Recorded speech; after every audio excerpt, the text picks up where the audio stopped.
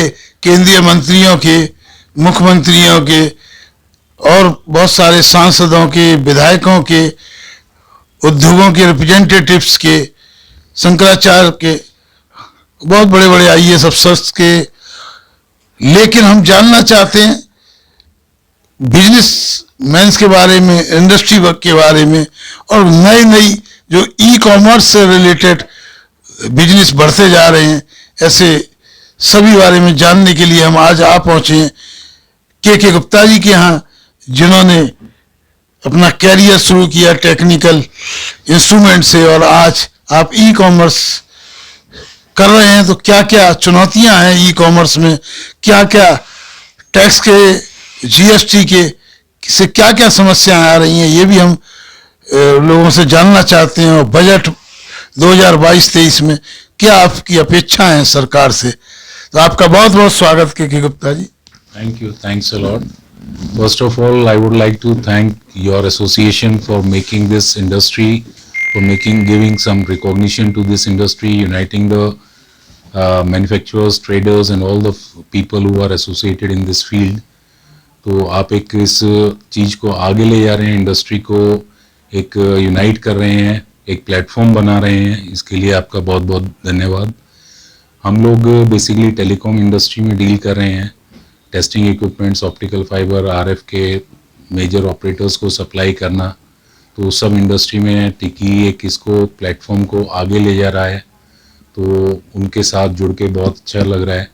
And we have for the last 3-4 years we have started with the e-commerce portals also, like Amazon platform, to take these testing instrument a little bit further to the end customers.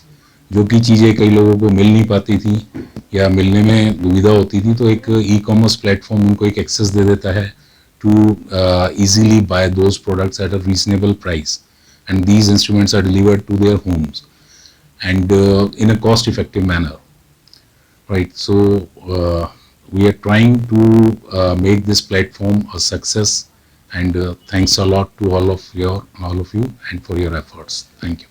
ये जितने e commerce के जो platform हैं, ये बहुत सारे व्यापारियों से, ई कॉमर्स ट्रेडर्स से हम बातचीत करते हैं, वो कहते हैं कि इन्होंने 2% कमीशन से शुरुआत करते करते 40% तक ले गए। आपकी क्या opinion? So whatever is there are several hidden expenses in this online business, which are justified from platform point of view. Like if you are sending the product from north to south, there are considerable freight charges. There are fixed closing fees, there are other referral fees, commission charges, payment collection fees, and different marketplaces have got their different this commission system based on the categories. But end of the day, it's a very considerable amount. तो ये सब चल रहा है, लेकिन charges इसमें होते हैं, 2% का नहीं होता, डेफिनेटली 2% का नहीं होता, इससे कहीं ज़्यादा होता है। तो आपको सामान एक जगह से दूसरी जगह भेजना है, उसका फ्रेट है, उसके चार्जेस हैं, उसकी प्रोसेसिंग है, उसकी टेक्निकल फीस है। These all expenses are involve in the fees which any market place charges to you, and they are also justified, but it becomes a little bit costlier for the buyer. ये जो offline business और online business जो चल रहा है, उसमें आप क्या बेटर समझते हैं और क्या फ्यूचर आपको लगता है कि ऑफलाइन बिजनेस का क्या फ्यूचर है और ऑनलाइन बिजनेस का क्या future? I think from offline no doubt is growing day by day. Offline is booming in India, and it's going to boom further because it gives each and every customer access to the supply from the original seller.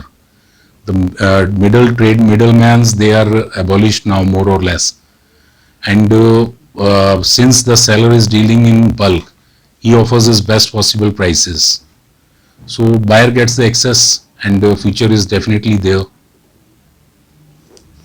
अभी हम लोग कल एक travel agency वाले से मिले थे, तो उसने कह रहे थे कि भाई ऑनलाइन बिजनेस की वजह से, है ना, ट्रूली ट्रैवल एजेंसी में प्रॉब्लम आ रही है, क्योंकि पहले क्या था, एजेंटों के थ्रू बुकिंग कराते थे, कोई कैंसिल नहीं कराता था, क्योंकि उसे पता है पैसा मिलने में बड़ी दिक्कत होगी। और लेकिन इसमें क्या है, यदि कैंसिलेशन करते हैं तुरंत पैसा मिल जाता है। इसकी वजह से लोग बुकिंग भी बहुत ज़्यादा कर रहे हैं, और बाद में क्योंकि उनको ये पता है कि हमें कैंसिलेशन करना होगा, तब जब भी करेंगे पैसा मिल जाएगा। इसी तरह का क्या आपके यहाँ भी इस तरह का सिस्टम है, या रिटर्न काफ़ी होता है? देखिए, ऑनलाइन का कुछ प्लस पॉइंट्स भी है, कुछ माइनस भी है। प्लस पॉइंट ये है कि आपको एक पूरे इंडिया का, पूरे रीजन का जिसको आप कैटर कर रहे हो उसकी मार्केट मिल जाती है आपको, ठीक है। प्लस पॉइंट ये है कि आपका वॉल्यूम्स बढ़ जाता है। If you are able to compete in the market and you are able to provide a good solution to the, या good product to the customer को बेनिफिट ये होता है कि he gets access to a lot of variations, lot of products which probably he might not get locally, या उसकी access ही नहीं होती उन प्रोडक्ट्स तक पहुंचने के लिए। उसको वो प्रोडक्ट्स भी मिल जाते हैं, उसके पास ऑप्शंस खुली होती हैं। सेकंड क्वेश्चन क्या था आपका? सेकंड क्वेश्चन ये था कि जो रिटर्न है, हाँ, रिटर्न सर, ये इंडिया है, देखिए यहाँ पे लोगों का थोड़ा सा इस चीज को, आई बिलीव कि एज पर माई परसेप्शन, लोग मिस यूटिलाइज करते हैं इस ऑप्शन को, कि रिटर्न का जो ऑप्शन सारे मार्केट प्लेसेस आज देते हैं, customers are misutilising this option a lot. लोग मटेरियल को लेंगे, नहीं पसंद आया या कुछ और भी रीजंस हों, तो वो रिटर्न कर देते हैं। रिटर्न रेशो काफ़ी ज़्यादा है, जो एक बहुत ही कंसर्निंग पॉइंट है, बहुत ही डिसअपॉइंटिंग फैक्टर है ऑनलाइन के बिजनेस में। आप पूरा ऑर्डर आता है, उसको प्रोसेस करते हैं, पूरा उसको डिस्पैच करते हैं, पूरा उसका पैकिंग लगाते हैं, और वो 15-20 दिन में पता चलता है कि उस पर वापस आ जाता है, ठीक है। Return ratio varies from market place to market place, ठीक है। Just like on Amazon, it's on lower side, it's on Flipkart, Meesho, it's on very higher side. So थोड़ा रिटर्न का डेफिनेटली एक कंसर्न है बड़ा। Returns are definitely there.